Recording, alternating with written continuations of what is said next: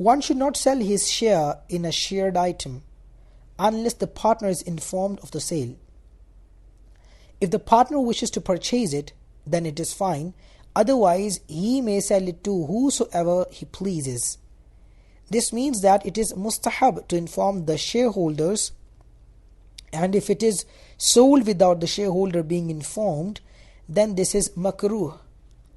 This does not mean that it is impermissible to conduct the sale without the permission of the shareholder or partner.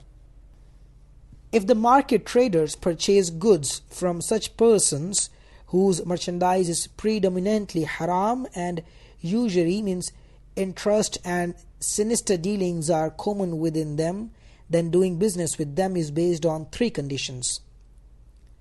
A. If there is predominant probability regarding any merchandise which is being sold that it has been snatched by them unjustly and brought to the marketplace for sale, then such goods should not be purchased. B. The second situation is that haram merchandise is specifically present, but it has become mixed with halal merchandise to such an extent that to separate it is impossible. Then in such a case, by becoming mixed in this manner, it has become his property. But even such merchandise should not be purchased until such time that the seller does not convince the proper owner of the merchandise by compensating him for it. However, if one has already purchased it, then it will be regarded as the property of the buyer, but it will still be regarded as repulsive.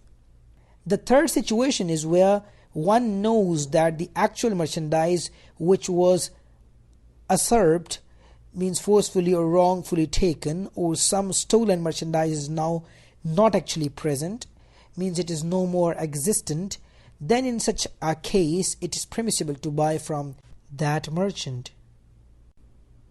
A trader should not become so engrossed in his business that it causes his Faraa'id, means obligatory duties, to be omitted. Actually, at the time of namaz, he should stop his business transactions and immediately fulfill his namaz. It is permissible to sell clothing which is najis, but if one knows that there is a probability that the buyer will wear it to perform his namaz, then in such a case he should be informed that the clothes are in an impure state. If the seller was given more than the amount due for the item that was purchased, then unless the buyer does not mention that this extra is halal upon you, or unless the buyer does not say, I have made you the owner of it, to take the extra amount is impermissible. There are many who take a gratuity after the transaction has already been done. In other words, after the sale of the items at the stipulated price, they take a bit more than what was agreed upon, without the seller agreeing to it. This is impermissible to take, and one should not ask for a gratuity, as it is regarded as a type of begging. Means it is like asking for a handout, and to beg without a real need is not permitted.